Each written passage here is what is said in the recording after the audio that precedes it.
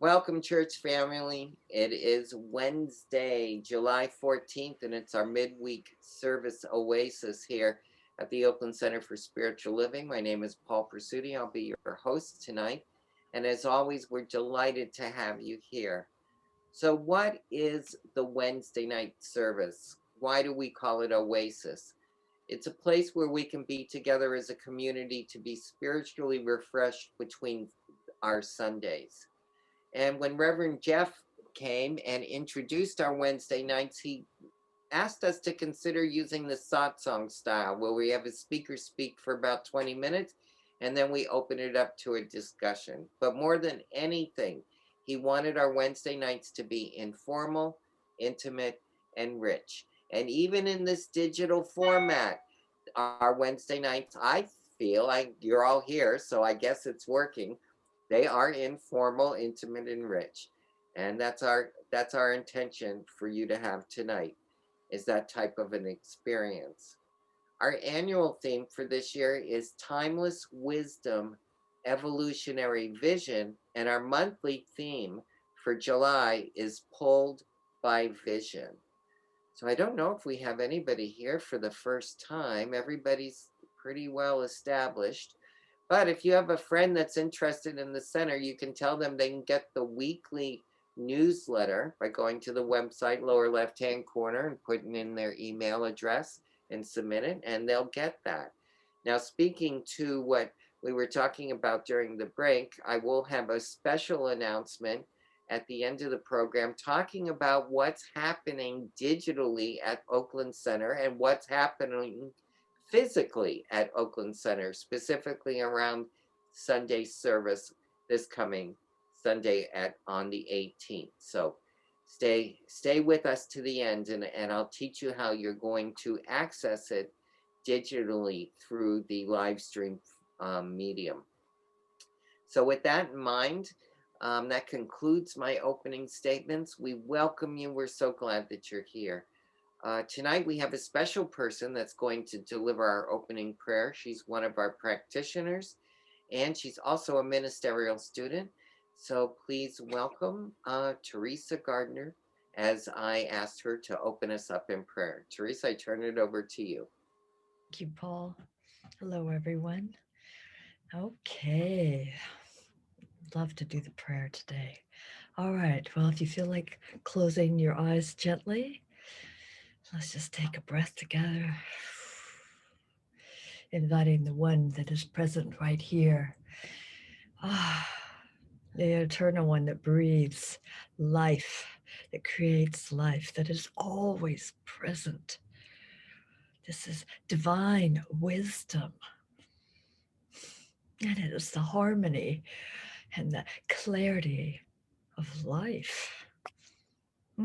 This one mind, this one heartbeat that beats all our hearts. It is this one divine creator that has made us all, that we are it. It flows through us perfectly, whole and complete. We're all swimming within this one. It swims within us, we swim within it, and it is so much more than we are. And I know that right here, that this service, oh my goodness, it is such a blessing. Allie gives us everything that Spirit delivers through her in perfect resonance, that perfect vision, everything that we need to hear this evening to take out into our week, letting it unfold, freeing our minds, letting go of any other thing besides what Spirit has aligned for us. We choose this. We call it good, and it is very good. I'm knowing this is the truth of who we are, and I trust this. Trust that each of us here belong to this one, belong to this village. And I give thanks for this, knowing that all is well and all is God. Perfect. And so it is. And so it is. Thank you, Teresa, very much. So our speaker tonight is also a practitioner and also a ministerial student. And we're delighted to have her. She did our meditation tonight. And I believe she's speaking on our monthly theme of Pulled by Vision. So with that, please welcome Alena Hutchinson. Alena?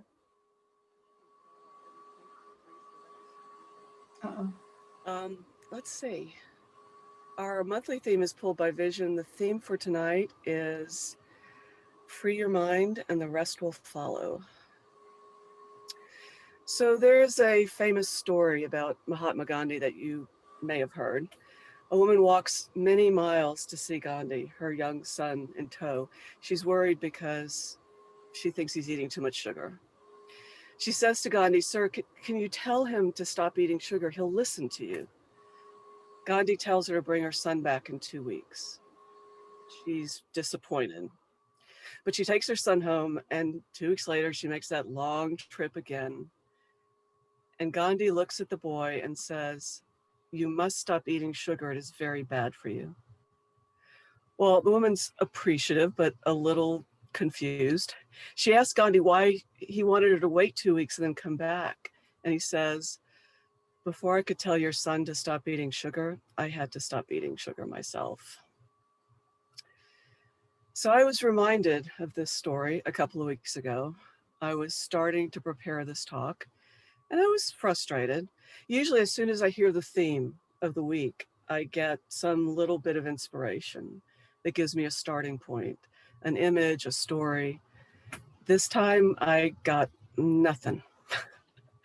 I went on to my second step in my process. At the end of my meditation period, I began contemplating the theme to see what would come up. Nothing is what came up. So after trying this a couple of times, I went into that meditative space and asked, why can't I talk about freeing your mind? What is the problem? I think I probably used more colorful language than that. And the answer I got was, have you freed your mind? And I was like, sort of. So the little voice continued, are you still trying to do it by yourself? Or are you allowing spirit to do it through you? A couple of days later, Reverend D. Jacqueline set us up nicely for this question when she discussed Michael Beckwith's model of the stages of spiritual consciousness. If we've been engaged with science of mind philosophy for very long, we're probably, at least most of the time, we've gotten past that first stage of spiritual consciousness, that stage where we feel powerless and we experience that things are done to us, what Beckwith calls victim consciousness. If we're in science of mind, we're probably at least in that second stage where we become willing to embrace our own power as spiritual beings, to have that experience of things being done by us. With affirmations or spiritual mind treatment, we're able to have some positive effect on the conditions and circumstances of our lives. As Reverend D. Jacqueline said, in the third stage, we are more and more simply channels for the flow of spirit, and things happen through us. And then in stage 4, all sense of separation from God evaporates, or so I'm told. And we experience spirit as operating as us. As Reverend D. Jacqueline noted, stage 3 is probably the challenge we sort of face now collectively. It's certainly the challenge we face at OCSL as we move into this process of visioning our next adventure as a sitter. So the question I heard intuitively, that's the real question, isn't it? Are we allowing spirit to operate through us, consciously cooperating with spirit? Or are we still acting as if we have to do it on our own? Are our minds so cluttered that there's no room in there for God? Science of mind teaches us that spirit is always there. It's always available, accessible, flowing in, through, and as us. But since we have free will, that power of spirit is channeled through our thoughts. Our expansive, life-affirming, spirit-filled thoughts or our negative, limiting, sort of little self thoughts. So as good religious scientists, when we are experiencing conditions and circumstances we don't prefer, we turn to affirmations and spiritual mind treatment and the power of spiritual truth. We know these things work until they don't. That pain that just won't go away, that feeling of, my boss just went off on me again. The landlord still hasn't fixed that thing. She calls herself my best friend and she lied to me about that? How about, it's going to cost how much? Or what if I don't find another job right away? I have no idea how to help my son, my mother. I don't know how to get along with that person. I don't know how to deal with this loneliness. I don't know how to find joy again. You know, life. And then we beat ourselves up for falling into those old patterns because, we think we should know better. And we don't even get that blaming and shaming is also part of the old pattern. The truth is, our thoughts are in our brains. They're part of our hardwiring. They're not going away. They are as much a part of our human selves as our spiritual magnificence is part of our spiritual selves. At times like that, in those difficult times, our negative, limiting little self-thoughts can really feel like they have a grip on us. And the worst of those is the thought that underlies all of them, that we are somehow separate from God. The Course in Miracles tells us our only problem is that we think we're separate from God. That we sometimes believe, as Ricky Byers would say, that we have to do it all by ourselves. And the thing is, we can't get rid of those thoughts that are part of our hardwiring, that are part of our past. But we can diminish the power of them by realizing one thing. They don't have a grip on us. We have a grip on them. Because they're familiar, because we don't like to look at them, because they give us the illusion of being in control. Because on some level, we don't know who we are without them. Or just because we haven't really gotten it yet, that we are not our thoughts. We are just enamored of these big brains of ours and don't realize that most of the time they operate like a bad search engine. It's like, oh, you're experiencing this? I have this vaguely similar thought that you formed about how the world works when you were 4. Try this. We think we're our thoughts. What we don't realize is that we can recognize in any moment that we're the ones who have a grip on those old thoughts and those old way of being, and we can loosen our grip just a little bit. Like that handful of sand that you picked up on the beach, you can loosen your grip, and the limiting thoughts and the doubts, you can just watch them kind of fall away through your fingers. In any given moment, we can create space. And isn't that what we really think of when we think of freedom? Space. We want space to breathe, to move, to create, to grow, to be who we really are. To be who we really are in the presence of another person. We want space within us for God to have just a little operating room. This past week, I unpacked after a weekend trip. Well, the trip was actually several weeks ago, but there was one part of it that I had put off. I had thrown several necklaces with silver chains, like a dozen of them, into a bag. And they were a tangled, I would say god awful, but I don't want to blame it on God. They were a mess. And I put off untangling that mess as long as I could. Just like we sometimes put off untangling the mess that exists in our own heads. Luckily, there's this little hack that I ran across, this little life hack that I ran across several years ago that some of you may have also run across. When you have something tangled, like really, really knotted, silver necklaces, electrical cords, whatever.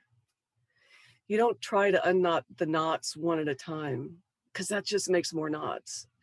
You simply start to loosen the whole thing to create space.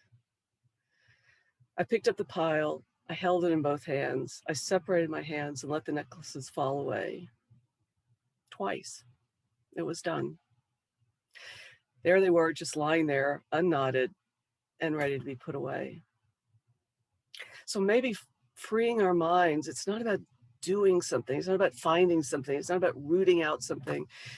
Maybe it's just about creating space. So how do we do that? Because if we can do that, if we can create space, guess who fills it? God. How do we do that? Here are a few ideas. First of all, we can maybe let go of what we think we know about our problems and make space for something new. In psychotherapy, there's a technique in which you give a client homework. And the homework is this: go home, think about your problem, and do something different.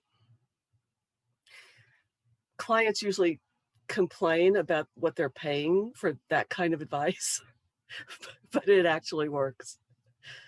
Just do something different.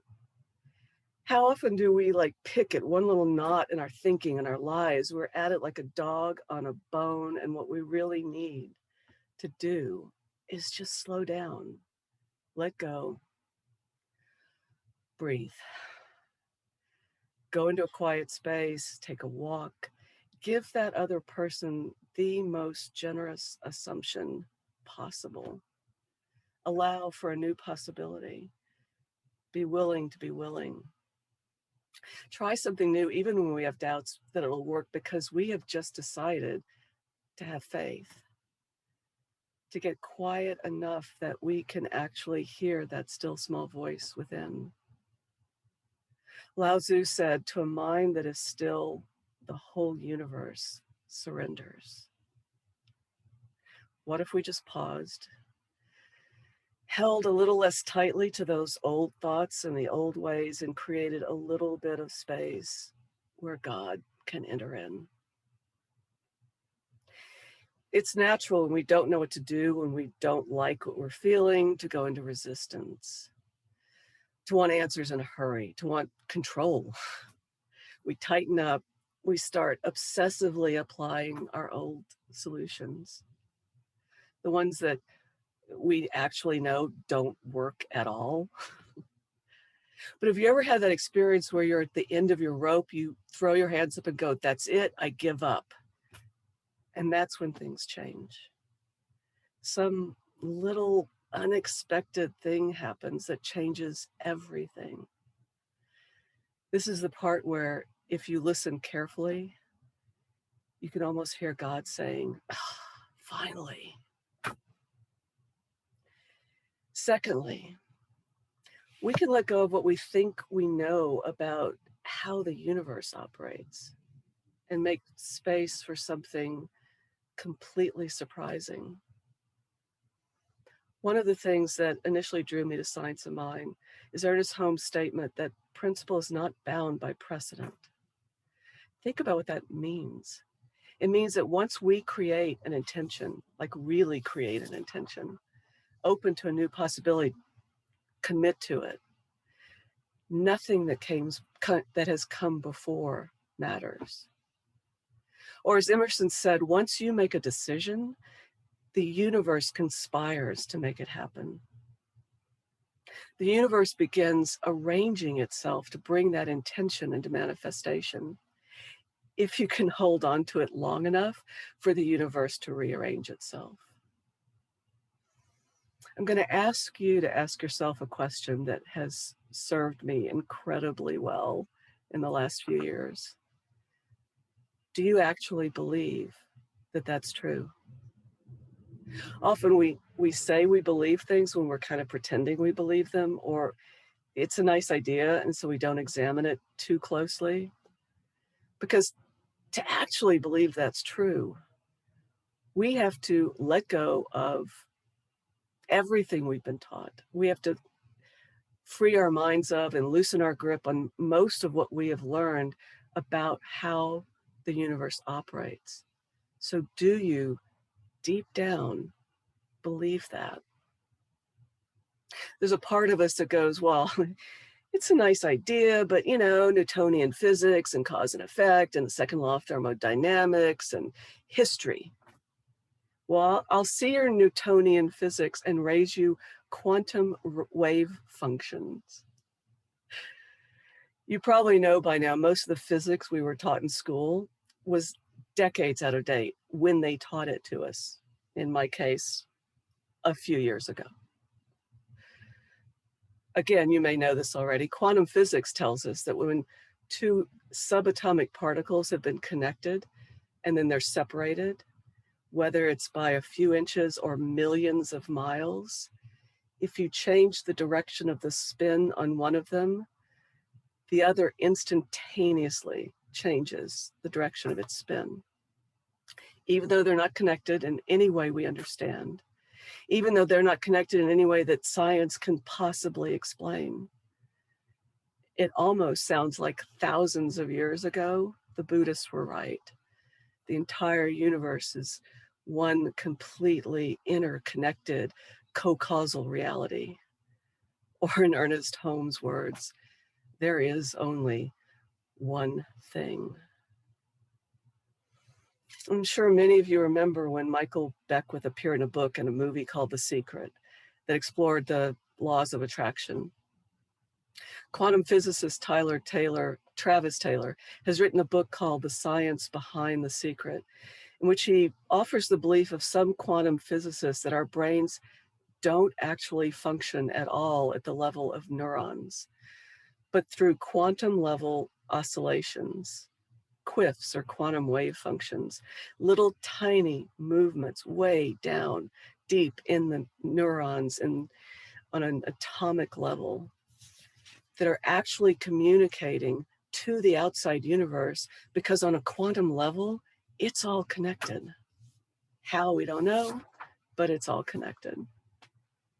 Our mantra, change your thoughts and change your realities, becomes, in his words, train your thoughts so that you don't send out QIFs through the universe that cohere to other QIFs in the universe that in turn generate that next reality that might be undesirable. Don't generate a QIF that says, I always get stuck in traffic, unless that's what you want to create.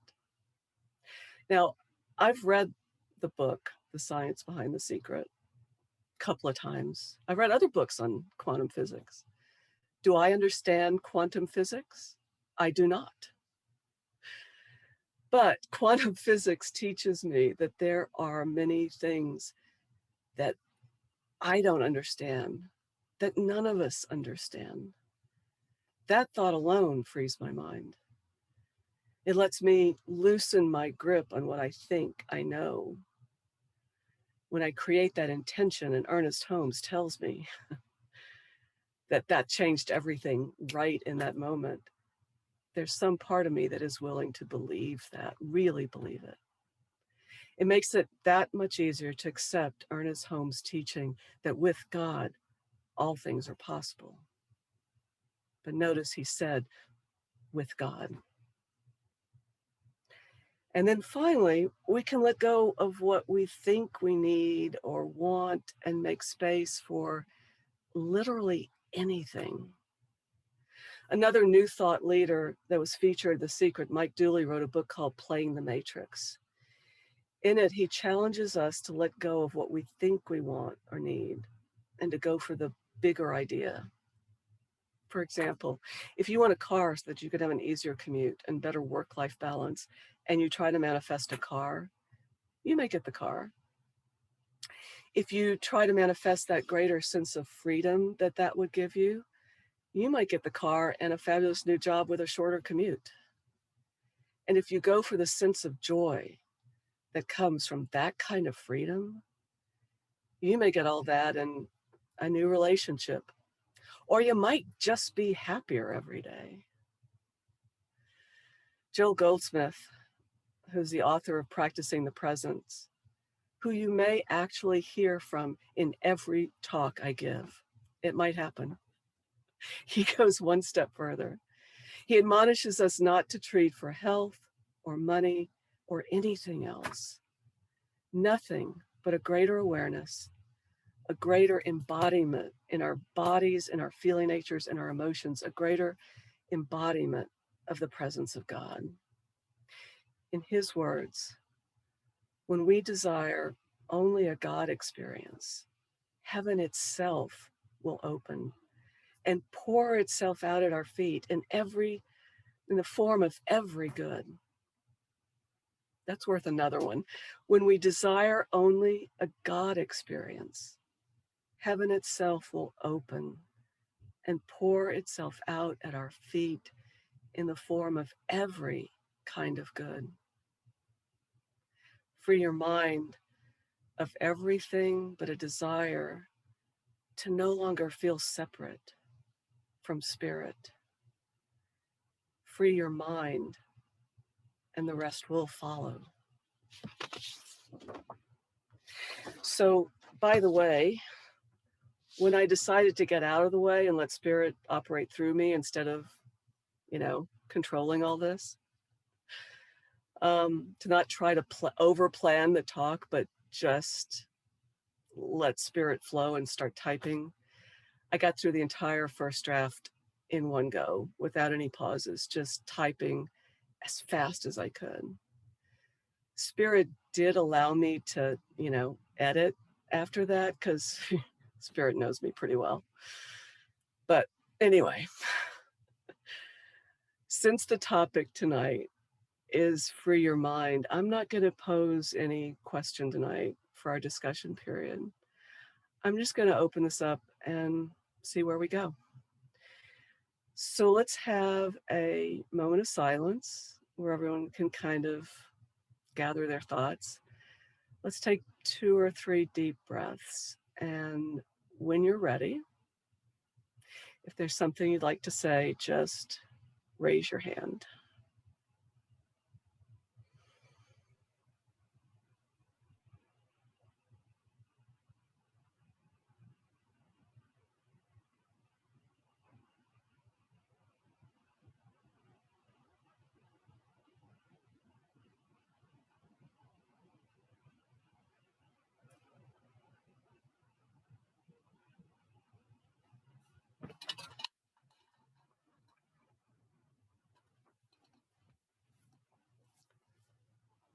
See some of you deep in thought.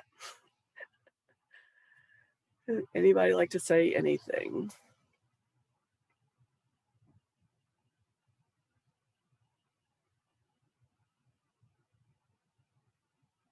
Well, this is a big subject, Allie, and you did a really great job walking us through it. Recently, a mentor said to me, yeah, don't lead spirit, follow spirit. And I'm like, oh, that's what I do. And I had to really kind of look at the ways that I do lead spirit. So just take everything out of the way and just stay open. If everything dropped, everything I thought I was headed for, how things were going to look, and then new stuff started to come in out of what I had thought. And it's quite a practice for me because I have want to control spirit. And I really appreciate your talk. And surrender and trust is a big deal. Oh, thank you. You're going to be surprised by what comes in if we get out of the way. It's an Ernest Holmes quote that I love. I've said this before here from Sermon by the Sea. Show me one person who could get their own littleness out of the way, and I will show you the magnificence of the universe. Yeah, bloated nothingness. Yeah. Yeah. Yeah, I think that there's a rearranging of priorities going on from last year. So it really is about getting out of the way because there's something else expressing here, not like the usual. And so yeah, I've been uncomfortable because it's not the same. Well, it's like everything has been thrown up in the air, and it's like, what are the priorities in my life? And it's things are being rearranged, and that's part of it getting out of the way. When you're in those times of transition, it's even more important to just pause. Yeah. And which we've been doing as a village. There's been quite a pause time. I know that spirit is right here, and up our trust and faith. Right. So Unmute thank you. yourself, Tricia, if you want to. Your camera's still, your microphone's locked.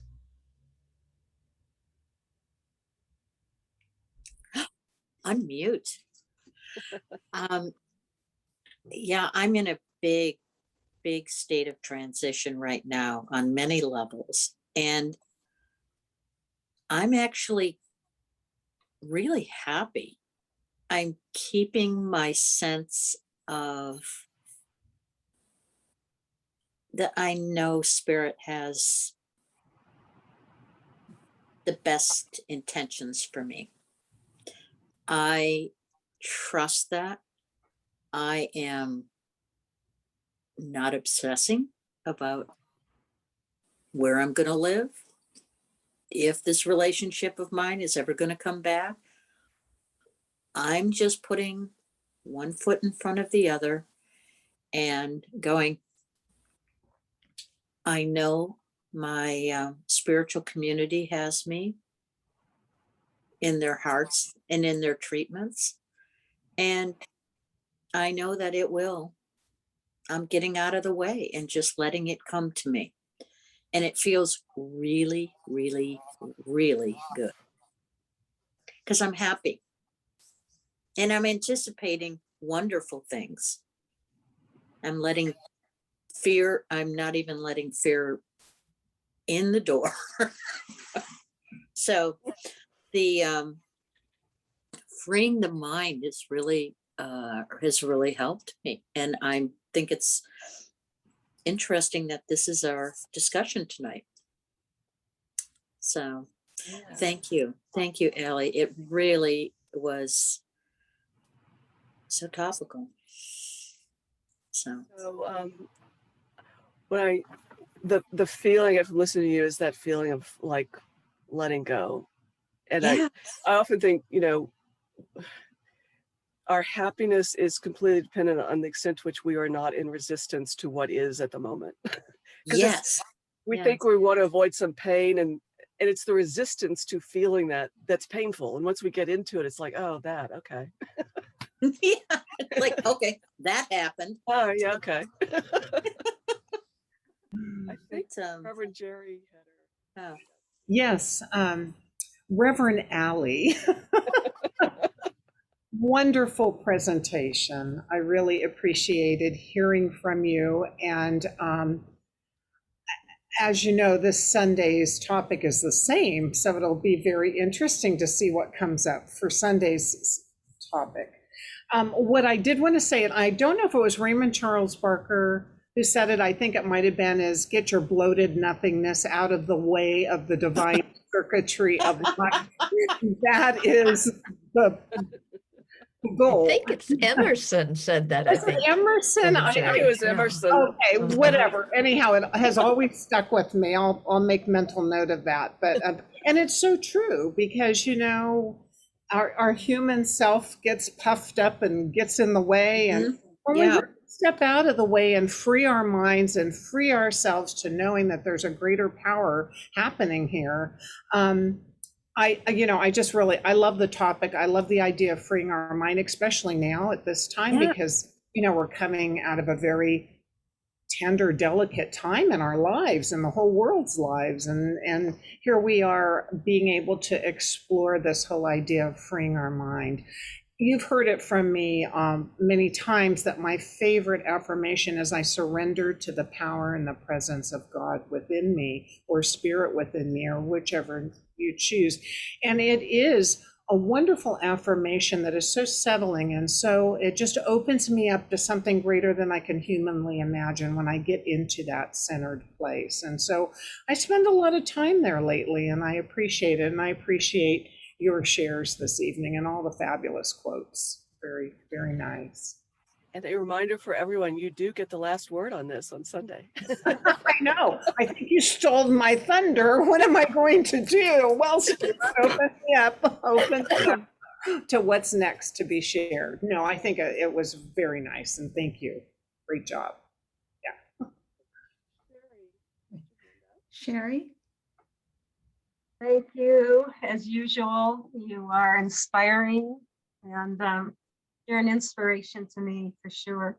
You think in big ideas and expansive things. And your quote, I don't know exactly, but it's about the stars are still shining, even if they're not aligned or we're not aligning them. And I love it. I just finished a 6-month formal course in energy medicine, and I'm at a place right now where a very large shift is happening and wanting to happen, and I'm wanting to control it. I'm wanting to put all the pieces together and know what's happening. I heard Patricia say today that she just trusts that she's going to live and go where she's supposed to go, and I'm going, I am not trusting. I want this to go Sherry's way, whatever that means. So hearing you tonight was perfect. It's free your mind so that whatever is going to happen comes in. And what I learned is in this last 6 months, and in taking Roots course, I wrote papers on the congruence of science of mind and shamanism. And they're identical in my way of looking at things and saying the same things. And for instance, when shamanism talks about ego medicine, that's the science of mind, talking about the God presence, the being in your highest place, et cetera, et cetera. So as my life is shifting, the one place I'm feeling really comfortable is in the science of mind places with you guys. And I'm going on a vision quest, probably in August, maybe September. I keep putting it off. But I'll know that not I'm putting it off. God is going to allow me to go in the exact right timing, in the right place. So I'll affirm that. But I guess I'm rambling right now, but I'm going to stop rambling. But I know that I can't control what's happening right now.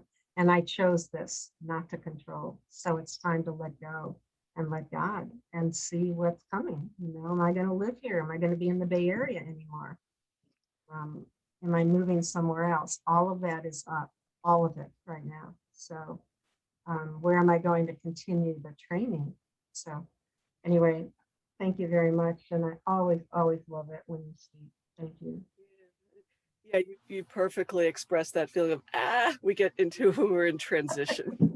My face goes, Well, what it made me think about was even on a physical body level, when we get anxious, and we get anxious about uncertainty and transitions, when we get anxious, we do tighten. Our body, our torso tightens, which causes our breathing to become shallow. Neurologically, that signals our brain that there's something to worry about. Our brain starts looking for more and more things to worry about. Yeah. So it's about reversing that process, getting down in your body, breathing, creating space actually physically in your body, which will then help you to free your mind. You can think more clearly. Yeah, thank you. Oh my goodness. Somebody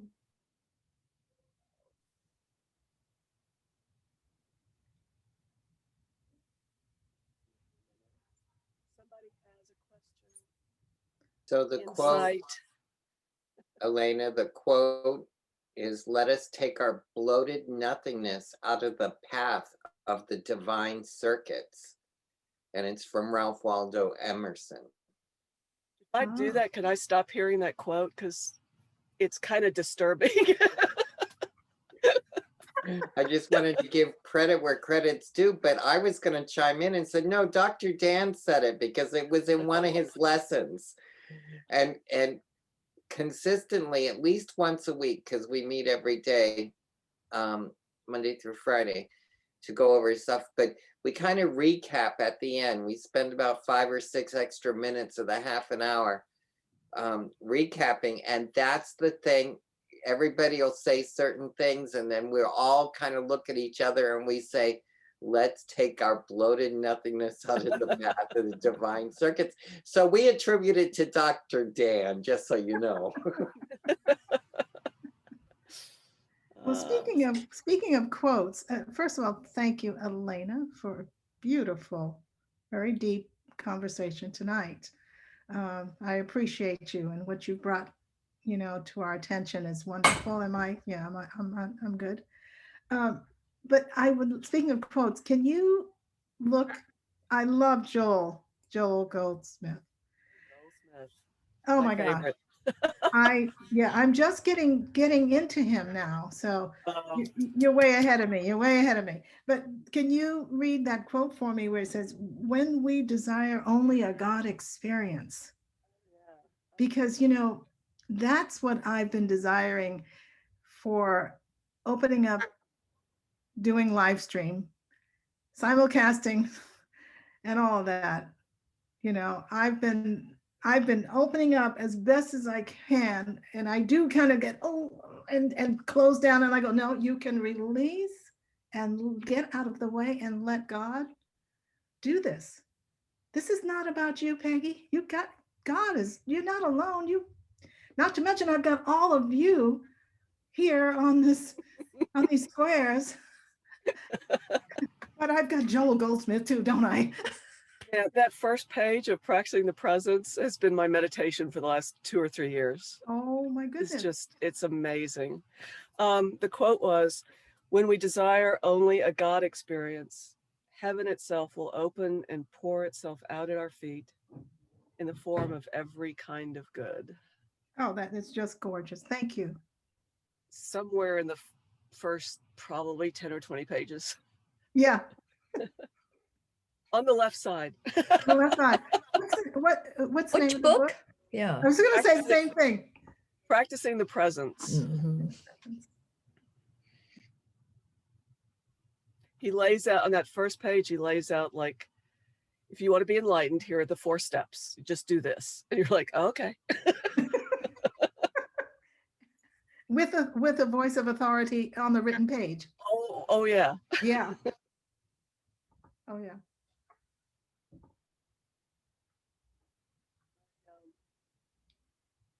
I get a little, one of my pet peeves is people who speak in all or nothing terms about things in the material world, but I love people who speak in all or nothing things about spirit, because it's all or nothing. And he talks about the absolute. It's big ideas. It's just practice the presence of God. That's all you need. So. As if that's just like, just go pick up a grain of sand and that's all you need, But why not think of it that way sometimes, right? Let's do a shift. My consistent practice is just, and Ernest Holmes says, it doesn't work unless you embody it. It's not just about the ideas. So my consistent practice has been doing something that gets me that feeling of, there is only the first 2 steps of the spiritual mind treatment. There's only one thing, we're it. And doing that until there's a feeling of some spiritual quality, peace, joy, whatever, and just wallowing in that for 20 minutes. Just literally practicing the presence. And then it's the best thing I've ever done. So. It's beautiful. Thank you very much. Yeah. Anybody else? Alice Herndon, did you have your hand up a little bit ago? I think I jumped on. Okay, you're just moving the cat out the way. Okay. 7:45.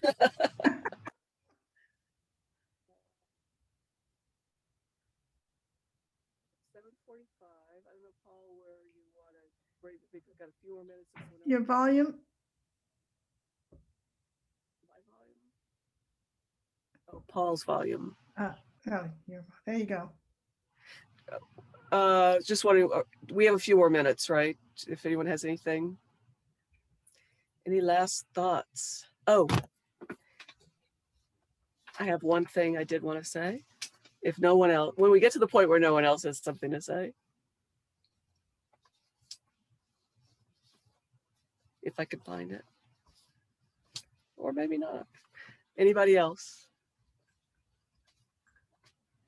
So here was my thought, if we don't have anything else. I would like to say something. Oh, there's Tanya, sure.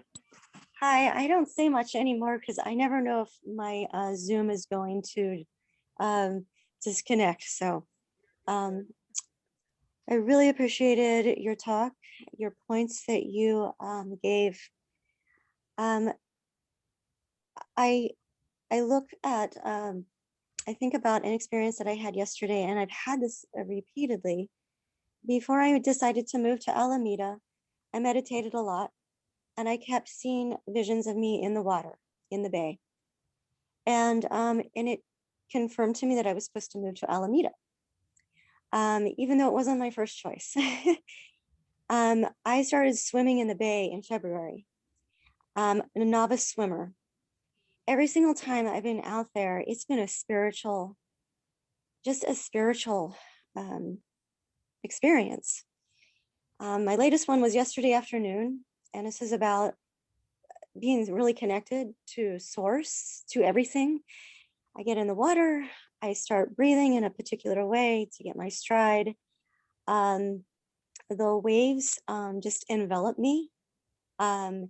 And yesterday was particularly incredible because I have not seen a kite bird yet in Alameda flying, but I saw a kite and it was flying all around me, looking down at me. I wasn't sure if it thought that I was a morsel. But it was amazing. And I just felt like, wow, all of this is an expression of God. And it's been really. She's frozen.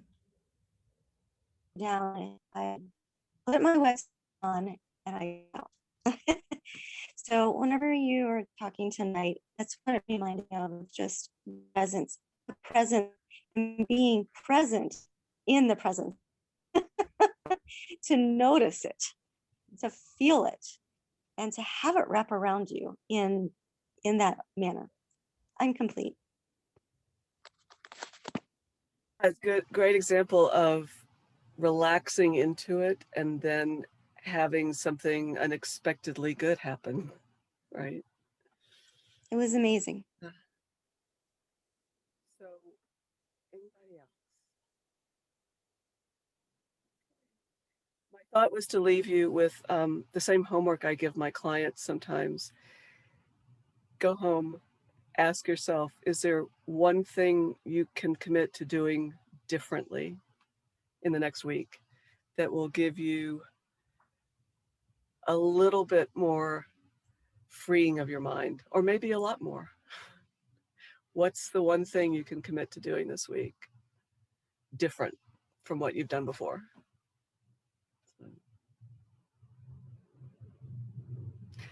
All righty. So I think with that, we might be moving on. Paul's muted. Are you complete, madam? I am complete. Perfect timing. So let's show our appreciation any way that Thank all of you. Thank you, thank you, thank you.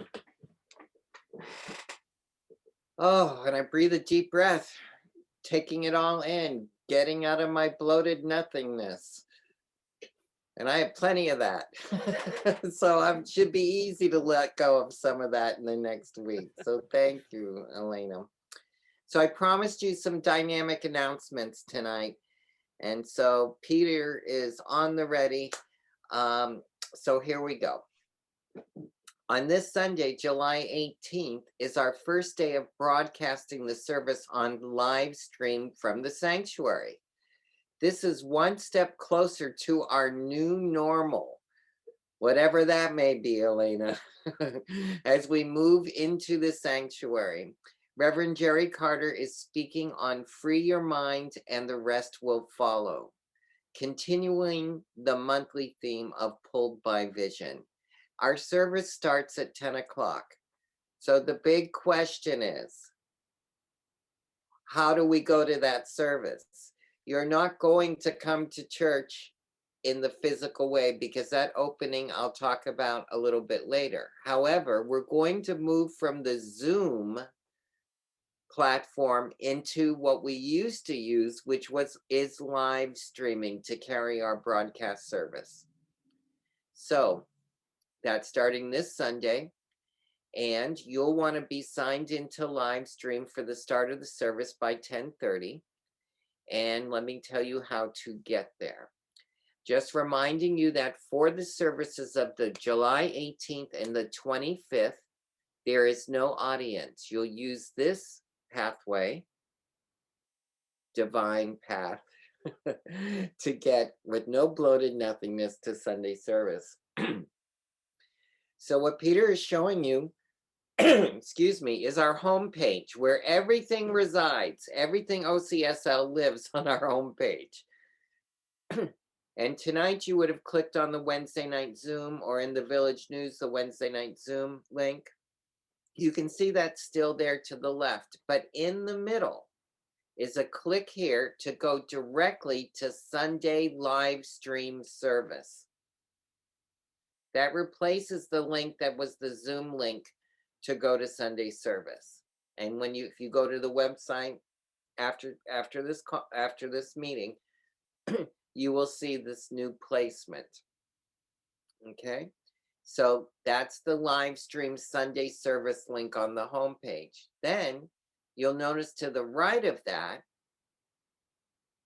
the Zoom Sunday service prayer button. See where the green arrow is? And it says click here for prayer room after Sunday service, because we can't do the prayer room in live stream, but we're still going to do it in Zoom.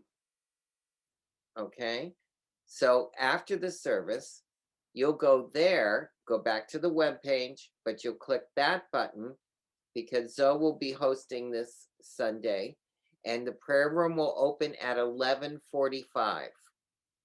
After service, we hope it'll end by 10:30. No, I'm sorry, 11:30. And we'll be ready for prayer room at 11:45.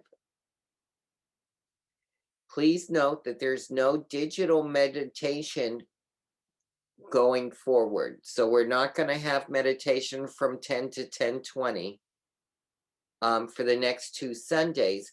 But when we start service, there will be a brief meditation period at the beginning of the Sunday service. So we've added it to our Sunday service thing starting at 10:30.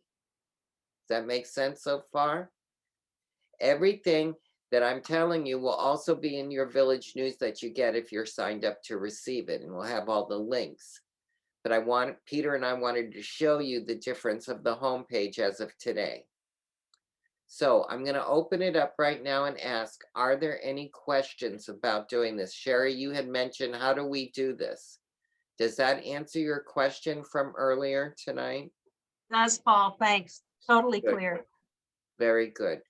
So if anybody has a question, raise your hand real quick or jump in and ask me. If not, I'll move on. But I just want to make, Reverend Jerry, did you want to add anything to this? Am I being clear enough? No, I think you're doing a fabulous job, Paul. Would you reconfirm the time that the Zoom prayer room will begin?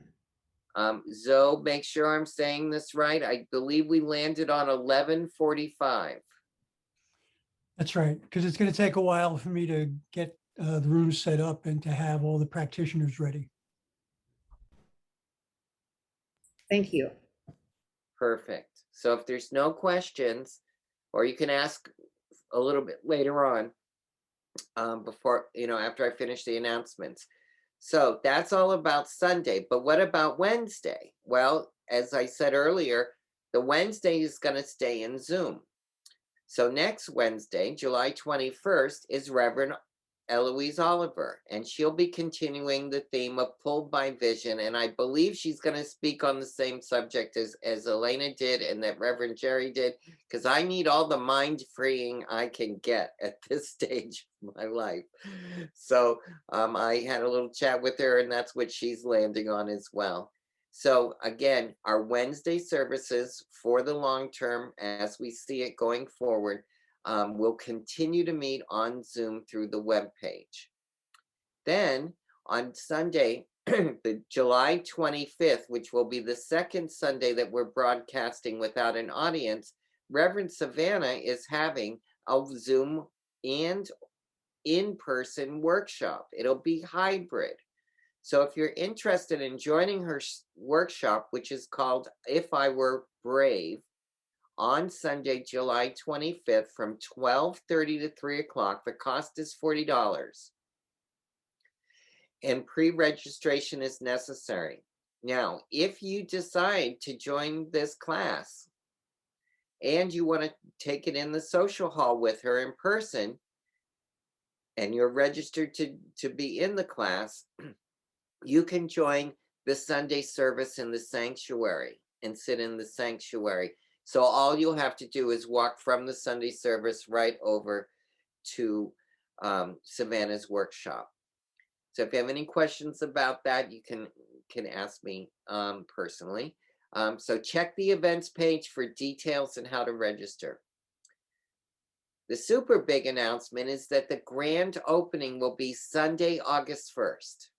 That's not next Sunday and not the Sunday after that, but the next Sunday on August 1st. And we will be broadcasting with an audience. That's our grand opening. We'll be ready to receive you in the sanctuary. We will be wearing masks and practicing social distance as long as we're inside the building. So continue to check the website and watch for updated information about the grand opening. Also this weekend, I think So's involved. If not, he's kind of involved, but Nikki Royce had a terrific idea, one of our villagers, about meeting on Sundays after our digital services. So we will continue to do that this Sunday. We're calling it the Sunday afternoon social in the courtyard. And that will be from 1:30 to 3:30. So Zoe might be there. I think he's got a board meeting. So Nikki's going to be there.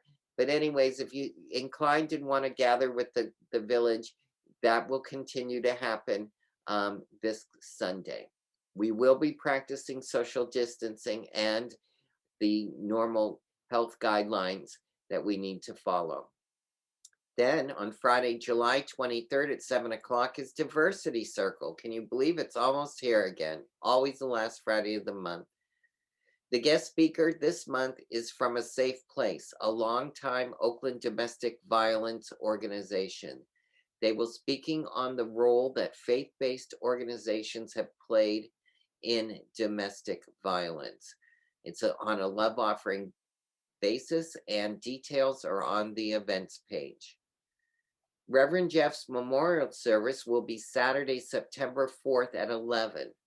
Please RSVP using the link on the events page or in the village news. It's important we know how many people are planning to attend. So please RSVP for that. Again, Saturday, September 4th at 11 o'clock at the center. If you're interested in remembering Reverend Jeff by rafting on his favorite river, guess what? He's having a memorial raft trip. Our own Janine Perry, along with Krista McAtee and Janet Dupree of Santa Rosa, have organized a memorial rafting trip on the American River for September 17th to the 19th. This is not affiliated with the Oakland Center, but we want you to know about it. So to find out more and reserve your spot, please contact Janet Dupree at 707-478-7300. This is advertised on our events page and her number is there. Do you have a vision for what you would like the bookstore to be? As we begin to think about reopening, Linda Wyman would like to train an assistant manager. This person would share responsibility with her for ordering, keeping track of inventory, book requests, and budget. While not required to be a cashier, this person must be willing and able to take over if the need arises. So if you're interested, please apply by contacting Linda Wyman at bookstore@oaklandcsl.org. We are looking forward to hearing from you. And don't forget, we're meeting every day at noon to go over Dr. Dan Morgan's book, Guidance for a Spiritual Journey, on the daily devotional at 12 noon. Susan Brecker is holding an in-person small group every Tuesday from 3 to 4 in the courtyard. And Practitioner Zoe DeMuro is also leading a Thursday night at 6:30 digital online small group where they explore the readings for the week. So we have a lot of in-person and connecting, digital connecting activities that I just like to remind you about. And as always, everything that's going on at the Oakland Center, you can read about in the Village News or at www.oaklandcsl.org. I want to thank Alena for speaking tonight and for Teresa for doing our opening prayer. I want to remember our Zoom team, who is ever so fabulous. Peggy is behind the scenes waving the wand, and Peter's doing our PowerPoint, and Alice is doing the spotlighting. That's our little Zoe team. That's appropriate too. That's our little Zoom team. So thank them very much.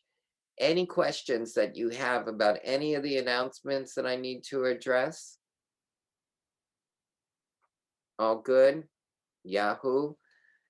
You know what Yahoo means, right? Yahoo literally means Yahoo, praise God. So Yahoo, every time you hear me say it, that's what I'm saying. And I want to thank Alena again. Thank you, Alena, so much. Would you be willing to close us out in a closing prayer? And you're muted, darling. There you go. Oh, you want to hear it? Okay. Yeah, that would help. And you can bang me over the head with it too, because that works better. All right. So in the spirit of our talk, we're going to take a couple of deep breaths. Just let each one be deeper than the one before. There is only one presence, one power, one mind that conceived all that is, that holds it in perfection, that calls to us to evolve toward that highest and best of ourselves, that is the divine idea of perfection that God has of us, that's there in the mind of God. It is that being that holds the planets in their orbits, that created the stars and sprinkled them across the galaxies, not in alignment, that knows the spin of every atom in every instant, that lives us, moves us, breathes us, holds us, is our very breath. And each of us is nothing but that one spirit deciding to show up in a particular physical form to play on the planet, to be free. So I know this for myself, I know for each one of us. I know and claim that this meeting is blessed, that each one of us received exactly what we needed to hear, that the spirit of the oneness that we have experienced here tonight, we take with us into the world, that it shifts us in our consciousness, that it affects every single person we meet. Every single person we meet experiences that little tiny bit of oneness that we're carrying away with us, that sense of expansiveness. And there is a ripple effect that goes out and out and out. I am so grateful to know that this is the truth of who and whose we are. I speak my word into the law, knowing that it can only say yes. It has already said yes before the prayer was uttered or requested. I let go and let God, because that's what we were here to do tonight. And so it is. And so it is. When you attend church on August 1st, you're going to notice a little bit of a difference. We won't be, and Reverend Jerry, please confirm with me that we won't be passing a basket, but we will be doing our offering at the very end and allowing you, and we will have baskets placed at the exits because we're trying to practice minimal contact in person. So, and there'll be some people that will want to have some form of contact and others won't. We decided on the team that I'm working on, the compliance team and the ELT and the board and facilities, that the best way to facilitate an offering is at the end of the service with the basket by the exit doors. So tonight we're going to do the offering at our exit on Wednesday night to prep you for that when it happens on August 1st.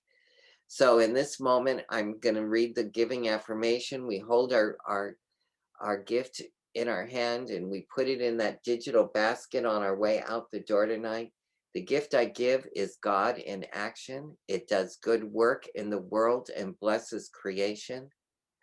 And the way that you can contribute in this digital mode is, again, where everything else lives, on the web page with the donate button for credit cards, or you can text it at the number you see there, 510-327-3431, or you can send a check in. We'll do it that way as well. So lots to learn as we move forward, and I free my mind because then everything else will follow, right? That's what Reverend Allie is now her name, has said. So I believe it, and it is so. You can turn on your cameras and say good night to one another. Thank you for joining us, everybody.